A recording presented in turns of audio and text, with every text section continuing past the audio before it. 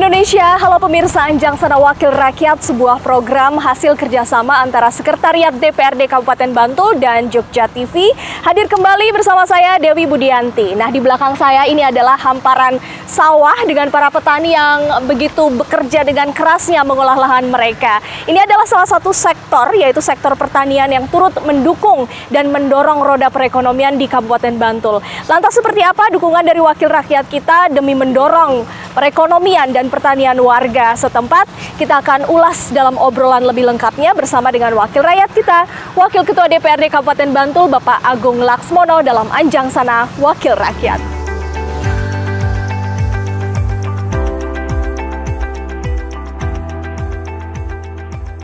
Ya pemirsa, sudah bersama dengan saya nih Bapak Agung Laksmono, Wakil Ketua DPRD Kabupaten Bantul. Selamat sore, apa kabar? Ya, selamat sore Mbak Dewi. Kita lagi menikmati udara segar di Kabupaten Bantul. Pemandangannya indah sekali ya di sekitaran kita ini, sawah-sawah begitu. Melihat aktivitas warga juga di sini. Betul. Ini juga menjadi salah satu yang ingin saya diskusikan nih bersama Bapak saat ini. Kalau Bapak melihat dulu nih, seperti apa sih kondisi demografis di Kabupaten Bantul sendiri itu seperti apa sebetulnya? Oh ya, jadi Kabupaten Bantul ini ya merupakan salah satu kabupaten di daerah istimewa Yogyakarta yang berada di sisi selatan, yang mana kalau kita melihat kondisi lahannya memang hampir sebagian besar lahan aluvial, lahan dataran aluvial yang memang punya potensi dalam hal pengembangan sektor pertanian. Meskipun juga pariwisata tetap dikembangkan menjadi sektor andalan, tetapi pertanian ini juga merupakan salah satu penopang perekonomian masyarakat. Ya. Jadi kalau kita melihat di data perekonomian Kabupaten Bantul, khususnya untuk sektor yang mengeluarkan PDRT ya, Kabupaten Bantul ini pertanian menjadi salah satu yang terbesar. Ada pertanian, sektor pertanian, kehutanan, perikanan, dan kemudian industri olahan, dan kemudian yang ketiga akomodasi dan konsumsi. Oke, jadi bisa dibilang salah satu sektor, yaitu adalah sektor pertanian di Kabupaten Bantul ini yang paling paling mendorong begitu ya ekonomi dari masyarakat di Kabupaten Bantul. Dan untuk itu saya juga penasaran nih, bagaimana kemudian dukungan nih dari wakil rakyat kita untuk bisa terus menyokong para petani kita yang ada di Kabupaten Bantul ini?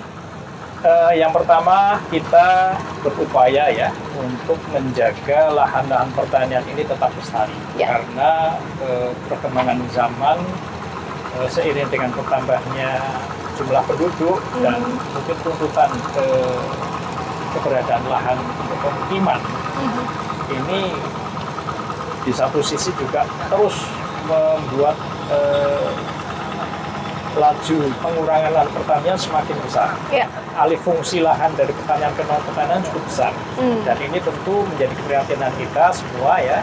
Kalau ini terus dibiarkan, maka lahan pertanian akan habis, dan kemudian sektor pertanian yang menjadi salah satu sektor andalan pemerintah Kabupaten Bantul ini akan menjadi semakin menurun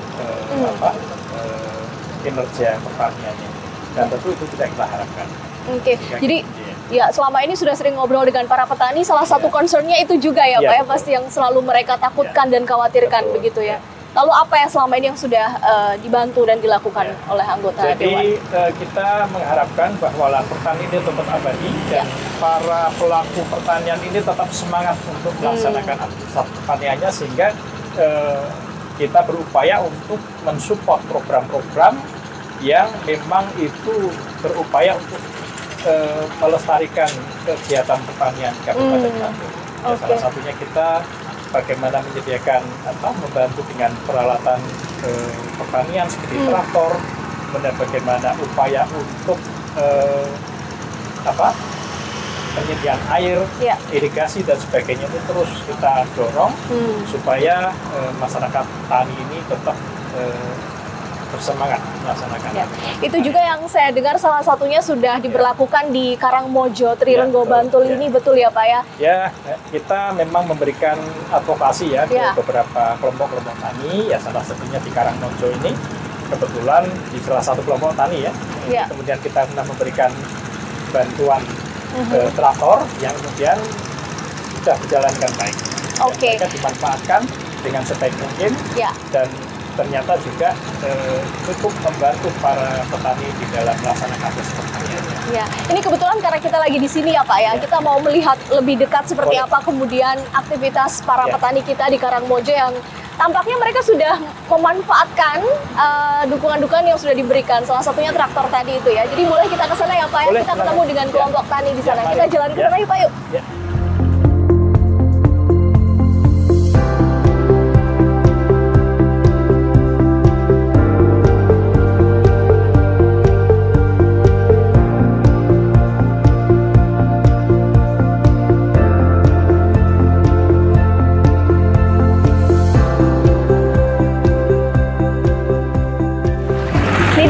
Kiri kita sudah sawah ya Pak ya, para petani itu bersemangat semuanya bekerja.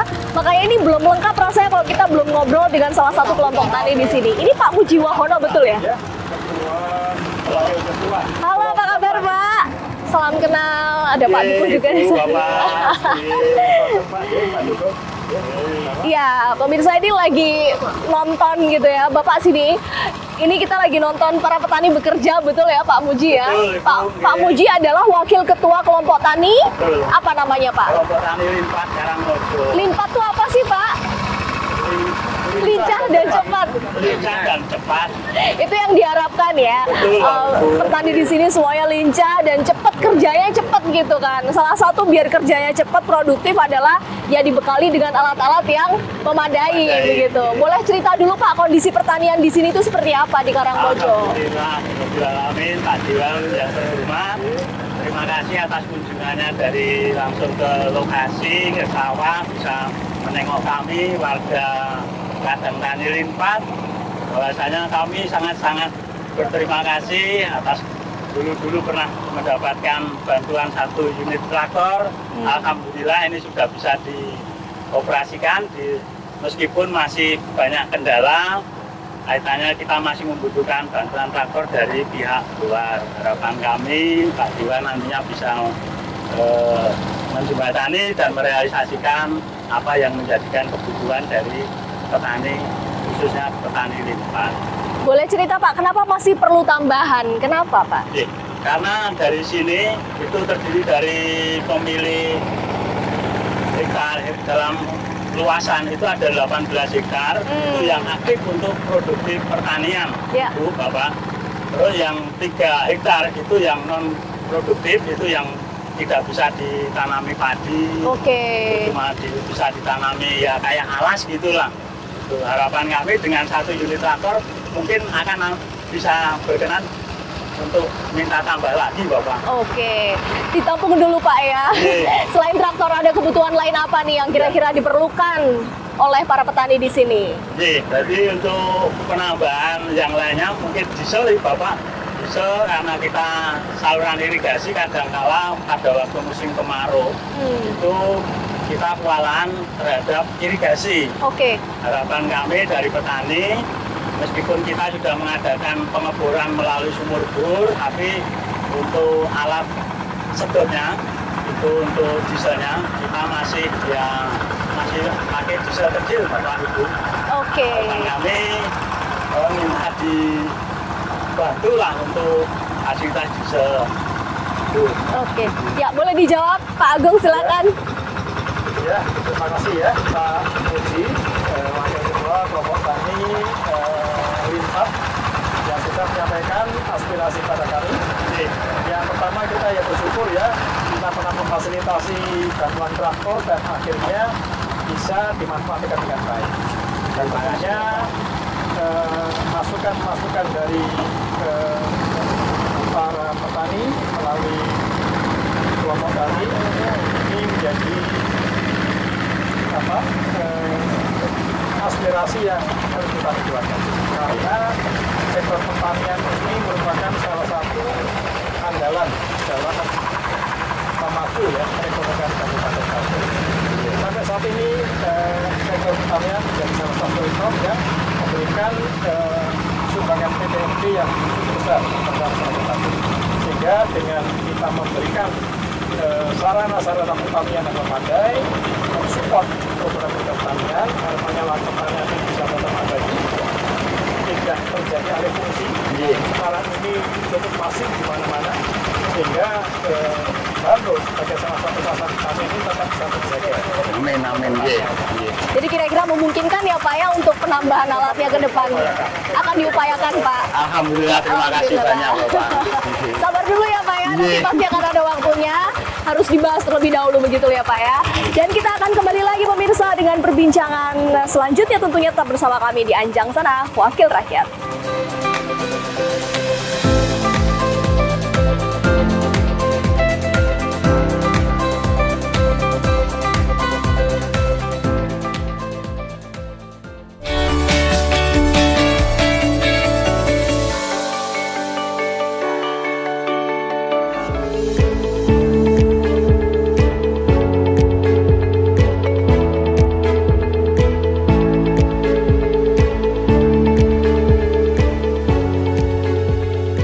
Ya, kita sudah sampai nih Pak di Ringin Harjo, Bantul. Kalau kita lihat kanan kiri sudah ada kolam, artinya kita sedang di tempat budidaya ikan. Wah, ikannya apa saja? Nanti mungkin kita akan nanya-nanya, tapi saya mau tanya dulu nih sama Pak Agung secara garis besar nih.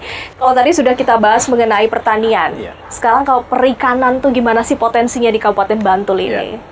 Jadi perikanan ini kan termasuk salah satu, kalau dalam kategorinya ya masuk sektor pertanian. Jadi sektor pertanian itu ada sektor pertanian lahan basah yang tadi kita baru saja meninjau di sana, yang kemudian kehutanan, perkebunan dan perikanan juga.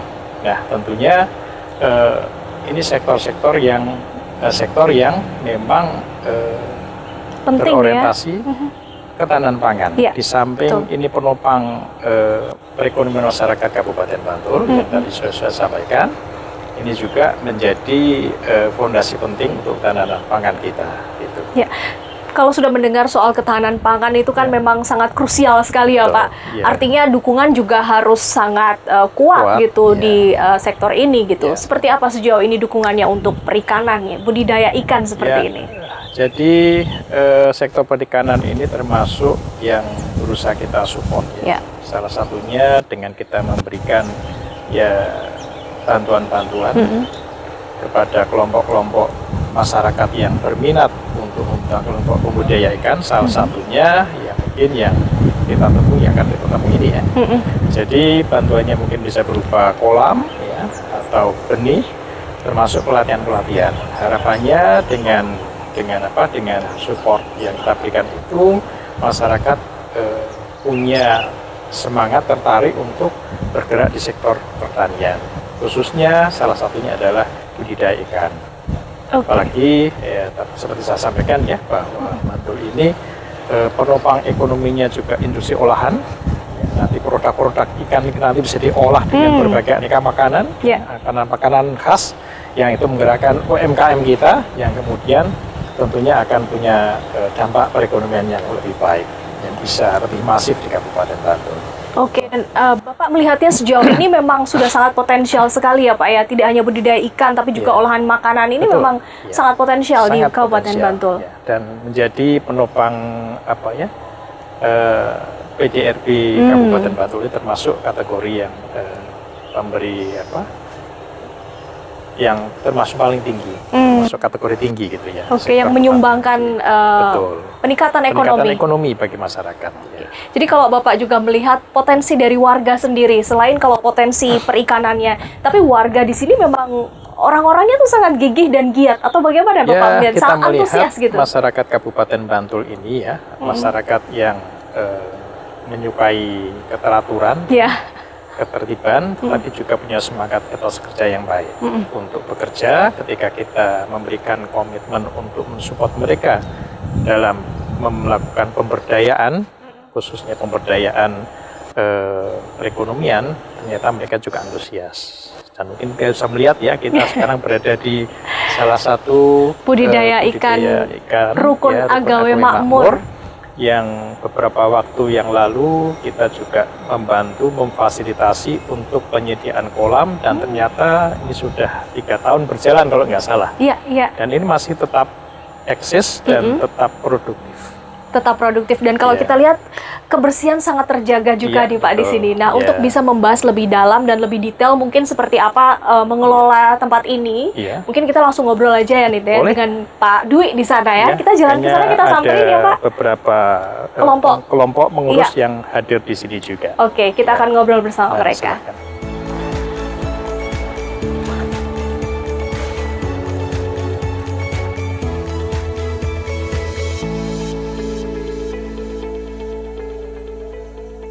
Ya, sudah bersama kita nih Pak Dwi Hartoyo ya Pak. Bapak adalah bendahara kelompok budidaya ikan Rukun Agawe Makmur. Siap, benar. Wah, berarti ini bisa menjawab banyak pertanyaan saya dan juga Pak Agung mungkin ya. Karena kita lihat di sini tuh ada beberapa kolam cukup banyak Pak, dan tempatnya juga bersih, teratur gitu. Sudah berapa lama Pak ini beroperasi? Alhamdulillah, Rukun Agawe Makmur ini berdiri di 6 April 2020. Lantas kita sudah mendapatkan bantuan dari provinsi berupa 6 kolam beserta bibit dan pakan. Juga dari kabupaten kami juga pernah mendapatkan bantuan, yaitu berupa lele beserta pakan dan ikan. Kalau dari pemerintah Kelurahan Ringin-Harjo, kami mendapatkan bantuan berupa pompa dan timbangan. Oke, jadi dukungan banyak ya Pak ya? Alhamdulillah, ya. Oke, jadi sekarang ini dari tahun 2020 berarti sudah sekitar 5 tahun berjalan. Ini sekarang ikannya semua ikan apa Pak jenisnya? Kemarin di sejarah kita memang pernah ke lele, namun karena kita tidak mendapatkan pemasaran, akhirnya kita lari ke gurami. Dan dari 28 kolam ini terisi semua, itu berisi gurami semua. Kenapa Pak gurami kalau boleh tahu alasannya? Ya, karena kita memang mencari solusi. Karena di sisi lain, di Ringin-Harjo itu ada ketapang atau ketahanan pangan, yang notabene kalau dari lele sudah ditangani oleh teman kita Pak Supriyanto. Nah, kita mencari solusi yang terbaik, yaitu di ikan gurami. Kalau ikan gurame ini selama ini distribusi kemana Pak? Kita larinya ke media, jadi siapapun yang butuh itu langsung menghubungi ke kita di nomor telepon yang sudah tertera, dan beliau yang kepingin langsung masuk ke sini, karena kami di sini pemeliharaan dari tingkat pertama dan tingkat kedua. Yaitu pembesaran tingkat pertama yaitu sebesar 2 jari, 3 jari sampai 4 jari. Jadi kita tidak mengkonsumsi atau tidak larinya ke konsumsi. Penasaran juga nih Pak, kalau cara budidaya ikan gurame itu kan pasti ada tantangannya juga. Kalau boleh tahu tantangannya apa tuh Pak? Mungkin dari cuaca, pangan atau apa gitu? Ya, kalau memang cuaca itu di bulan Juli, Agustus itu memang kita tidak diperkenankan untuk tebar bibit. Namun kalau untuk biaya pakan itu memang kita masih menjadi kendala, karena sisi lain itu dari ikan gurami itu membutuhkan pakan yang cukup kandungan proteinnya. Makanya kita biasanya mencari yang terbaik. Nah, itu harus dikonsumsi oleh ikan-ikan gurami. Iya, pasti kan harapan kita agar budidaya ikan ini semakin maju begitu ya Pak, dan tidak mengalami kemerosotan, dan tentu dukungan harus selalu dibutuhkan gitu kan, dan dijaga. Nah, kebetulan ini kan ada Pak Agung nih, mungkin bisa disampaikan kalau misalnya ada kebutuhan apa gitu, atau bantuan apa sih saat ini yang memang paling diperlukan untuk bisa mendukung budidaya ikan ini. Silahkan disampaikan. Terima kasih Pak Agung sudah kersorawuh di Pokdagan Rukun Agawe Makmur ini, khususnya kami dari Pokdagan Rukun Agawe Makmur yang satu sangat-sangat membutuhkan sekali Bapak, karena dukungan dari pihak ketiga sangat kami butuhkan. Kami selama ini masih menggunakan listrik punya tetangga, jadi istilahnya kalau boleh Pak Agung, kami nanti bisa dibantu berupa jaringan listrik. Yang kedua, barangkali karena ini sudah cukup lama, kita butuh paranet yang cukup nyun sewu, agak panjang. Yang ketiga, untuk ketenangan daripada teman-teman pengelola, kita belum punya pagar yang notabene itu kalau dari pemerintah kelurahan itu seyogianya Pokdagan itu ada batasnya dengan wilayah lain. Barangkali itu Pak Agung, nanti kalau memang dari Dewan kami bisa dibantu, kami sangat memohon dan kami mengucapkan banyak terima kasih. Semoga Pak Agung nantinya bisa menjembatani kami khususnya Pokdagan Rukun Agami Makmur untuk bisa lebih maju, khususnya untuk mendukung pemerintah dalam rangka ketahanan pangan. Oke, boleh silakan dijawab Pak Agung. Makasih ya Pak Dwi dan juga dari bapak-bapak kelompok budidaya ikan Rukun Agami Makmur yang sudah menyampaikan aspirasi pada kesempatan ini. Baru saja kami juga melihat ya perkembangan kelompok budidaya ikan ini cukup berkembang, bisa bertahan, tentu menjadi kebahagiaan bagi kami yang dulu pernah berusaha memfasilitasi terwujudnya ada 6 kolam, termasuk ada bibit ikan ya, bibit ikan. Jadi waktu itu ya pada prinsipnya dengan tetap bisa berjalan ini sudah merupakan sebuah kemajuan yang cukup baik. Artinya menjadi tanggung jawab kita juga, terutama kami ya selaku wakil rakyat, untuk bagaimana kelompok budidaya ikan ini bisa terus bertahan, terus berkembang dengan aneka budidaya yang mungkin nanti bisa semakin beraneka ragam, menguatkan ketahanan pangan kita dan juga sekaligus membuat perekonomian masyarakat bisa semakin berkembang.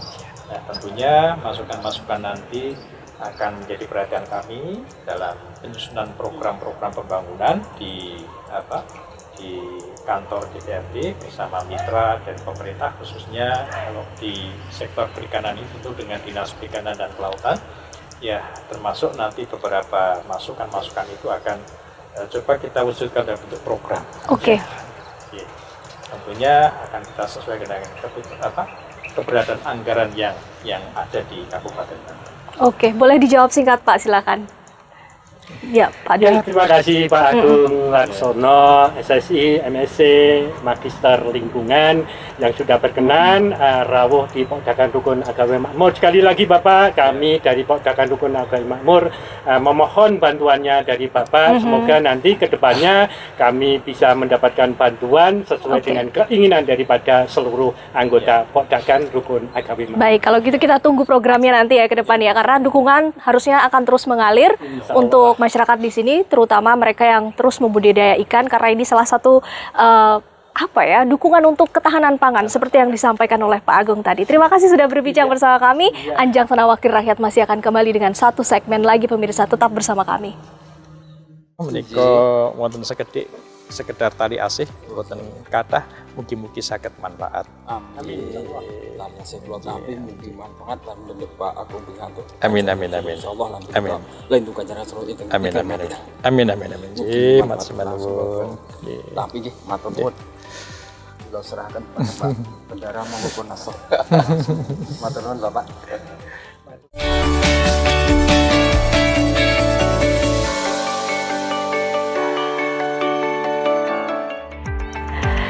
Ya pemirsa, sudah ngobrol tentang pertanian dan perikanan. Sekarang saatnya saya akan ajak Anda untuk mengenal lebih dekat siapa sih Bapak Agung Laksmono, wakil rakyat kita di episode kali ini. Selengkapnya dalam Lebih Dekat dengan Wakil Rakyat. Ya pemirsa, di segmen kali ini kita mau mengenal lebih dekat Pak Agung nih. Nyebrang sedikit ya Pak, di luar politik begitu. Saya pengen tahu dan penasaran juga mungkin ya pemirsa.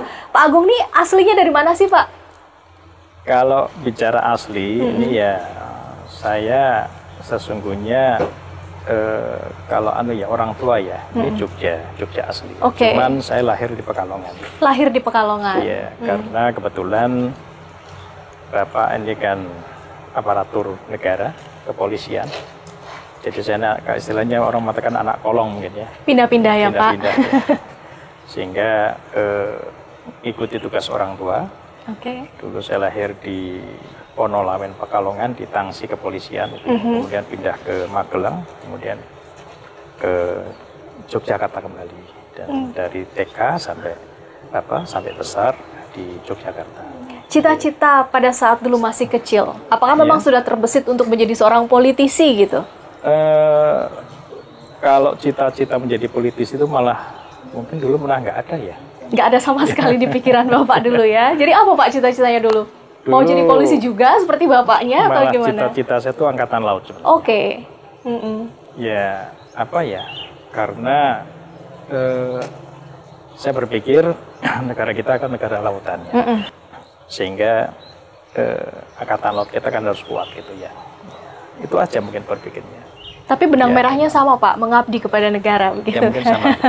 Oke. Lalu Bapak dulu pernah kuliah belajar itu di bidang apa sebetulnya Pak? Kalau saya S1 mengambil jurusan Fakultas Geografi UGM, jurusan pemetaan ya, mapping, kartografi penginderaan jauh, yang kemudian saya bergerak di sektor jasa konsultansi ya, perencanaan pengembangan wilayah.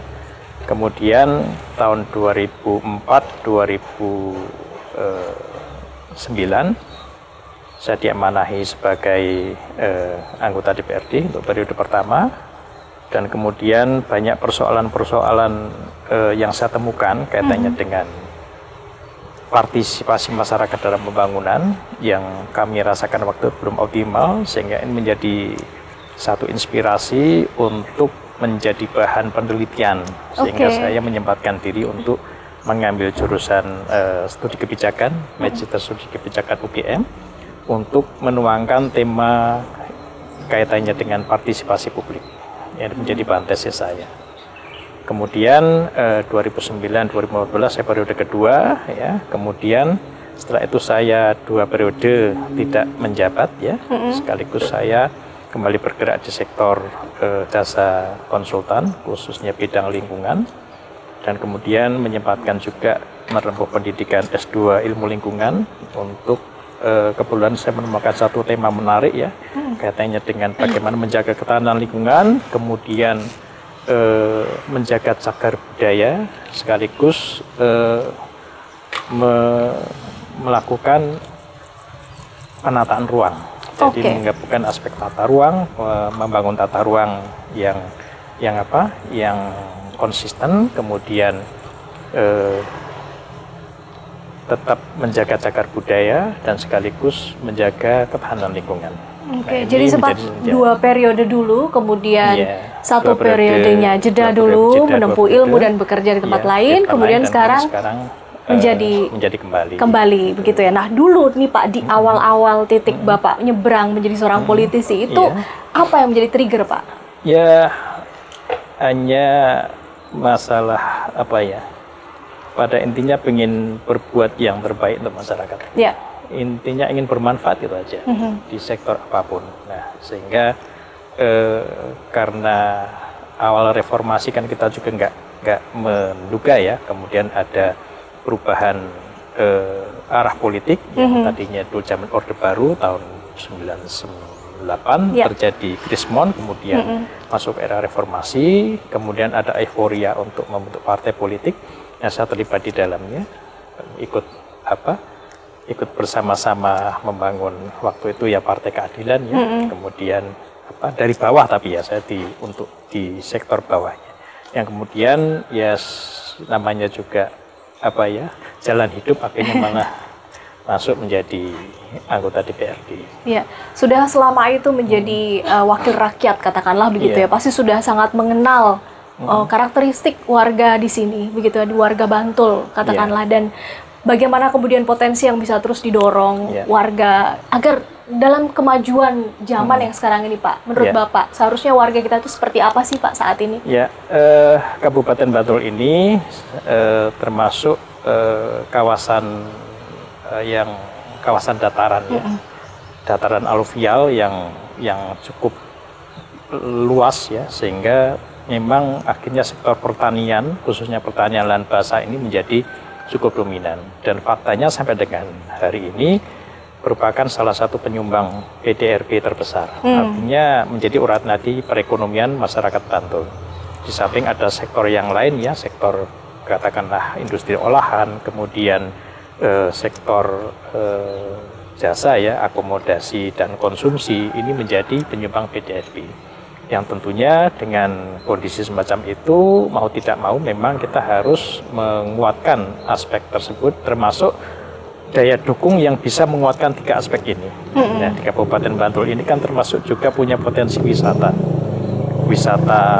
budaya, kemudian wisata bentang alam, karena kita punya potensi bentang alam yang tidak ada duanya di tempat lain ya. Di Parangtritis ada yang namanya Gumuk Pasir, dan kemudian wisata religi juga termasuk. Nah, ini ya harapannya kita menginginkan Bantul ini dikembangkan seluruh potensi wisata, karena ini akan memberikan multiplier effect kaitannya dengan sektor-sektor yang mungkin menjadi angan-angan tadi. Oke, sehari-hari sudah sangat sibuk memikirkan rakyat, mengatur kebijakan dan lain sebagainya. Bahkan Bapak juga kalau saya lihat sangat gemar belajar ya, sekolah gitu kan. Tapi sebenarnya hobi Bapak apa sih di luar itu gitu? Karena hidup butuh keseimbangan kan Pak. Biasanya Bapak ngapain kalau di luar kerja, di luar belajar gitu? Ya sekedar membaca itu ya. Membaca ya bacaan-bacaan ringan. Kemudian ya wisata petualangan gitu ya, itu menjadi hobi saya. Hiking, naik gunung, kemudian ya olahraga gitu dah ya. Di Bantul juga Pak biasanya? Ya, kadang di Bantul, kadang juga di luar Bantul begitu. Ya. Ini juga Bapak sekalian promosi agar warga masyarakat tuh harus banyak berolahraga nggak sih Pak akhir-akhir ini dan sekarang? Ya saya kira olahraga ini sekarang menjadi kebutuhan ya, karena apalagi dengan kemajuan teknologi. Mungkin beda ya kalau di masa saya kecil dulu, anak ketika masih remaja, permainannya banyak menggerakkan fisik ya. Outdoor. Karena dulu kalau zaman saya kecil kan mainnya kalau nggak gobak sodor, pentik, cetungan kan gitu ya. Tapi kalau anak-anak sekarang kan gadget. Mainnya gadget. Betul. Ya. Rata-rata mager. Kurang gerak ya Pak? Kurang gerak. Sementara konsumsi makanannya mungkin banyak gula, banyak lemak dan sebagainya. Ketika tidak gerak ya pasti akan menjadi penyakit. Sehingga saya kira budaya olahraga ini harus terus dikembangkan di masyarakat kita. Oke, terakhir Pak, singkat saja, cita-cita apa yang belum tercapai saat ini? Apa yang ingin Bapak lakukan atau capai? Ya, saya merasa masih belum optimal dalam memberikan yang terbaik buat masyarakat. Ya, pada intinya sampai saat ini masih berusaha memberikan yang terbaik. Mudah-mudahan akan terus membaik ya, dan satu kuncinya adalah harus sehat terus. Amin. Banyak beraktivitas, dilanjutkan terus olahraganya barangkali gitu ya Pak ya. Terima kasih, kita jadi lebih mengenal lebih dekat Pak Agung Laksmono ini. Mudah-mudahan apa yang dicita-citakan dan juga pelayanan kepada masyarakat terus meningkat. Terima kasih, dan pemirsa, ini menjadi akhir dari perbincangan kita di Anjang Sana Wakil Rakyat episode kali ini. Program kerjasama antara Sekretariat DPRD Kabupaten Bantul dan Jogja TV. Saya Dewi Budianti undur diri. Salam Indonesia.